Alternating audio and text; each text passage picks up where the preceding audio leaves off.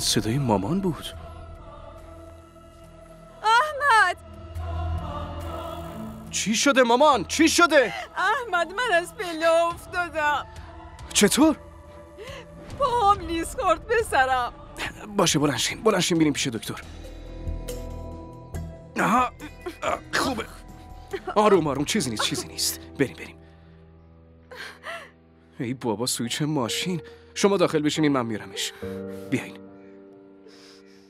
آروم چیزی نیست، یواشتر. شما اصلا نگران نباشین، من الان برمیگردم. بشینین لطفا. اینجا بشینین تا من بیام. باشه؟ زود بیا پسرم. چشم ماما، زودی میام. فهریه سویچ ماشین کجاست؟ احمد من از کجا بدونم؟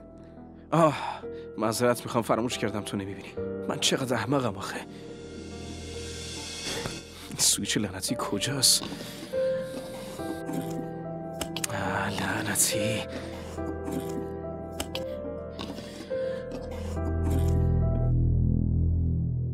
فهریه تو این پلاکو از کجا پیدا کردی؟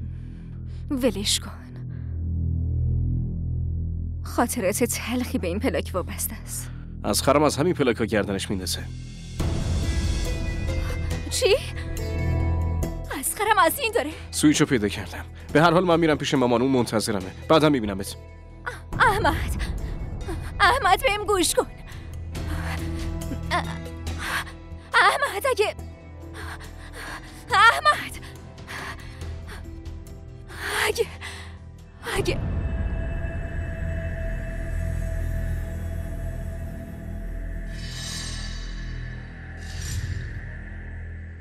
احمد داره میشنوی؟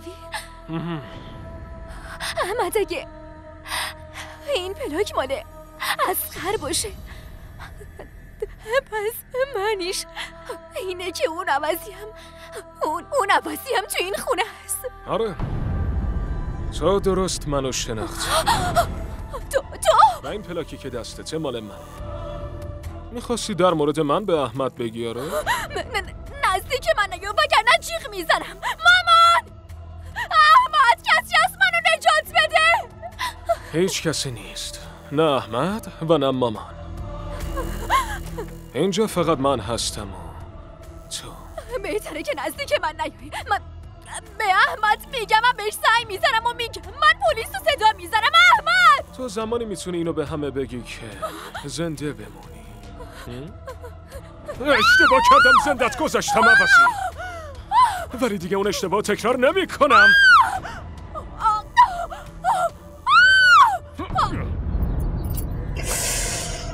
پاتو بذار اینجا. زود باش دیگه پسرم.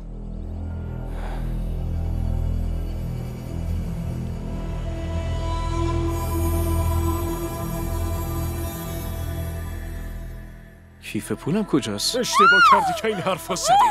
میخواستی به احمد بگی؟ احمد!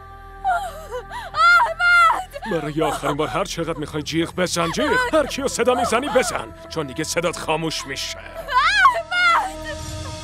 اصغر! احمد کمکم کن. احمد نجاتم بده. احمد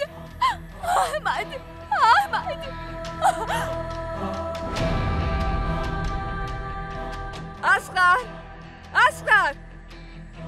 ای بابا احمد چی شده؟ احمد!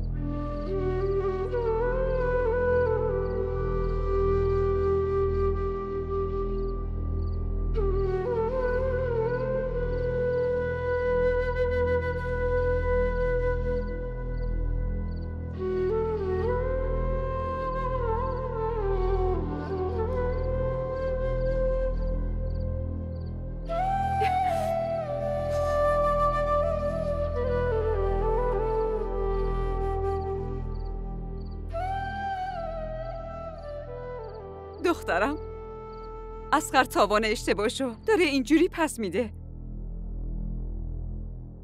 ممکنه اون تمام عمرش تو همین وضع باشه.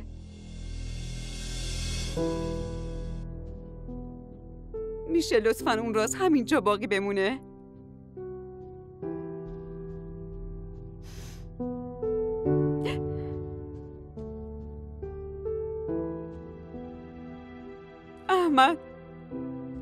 احمد تو چرا چیزی نمیگی؟ تو ازش بخوا. چی بگم؟ باید از فهریه بپرسین.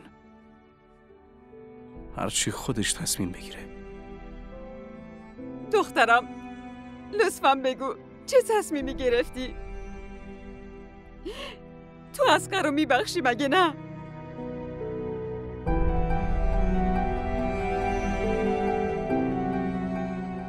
خواهش میکنم این رازو به خانوادتم نگو.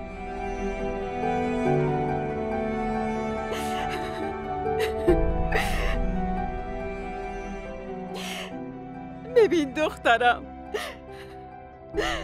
یه مادر داره بهت التماس میکنه پسر منو به خاطر من ببخش. من ازت معذرت میخوام.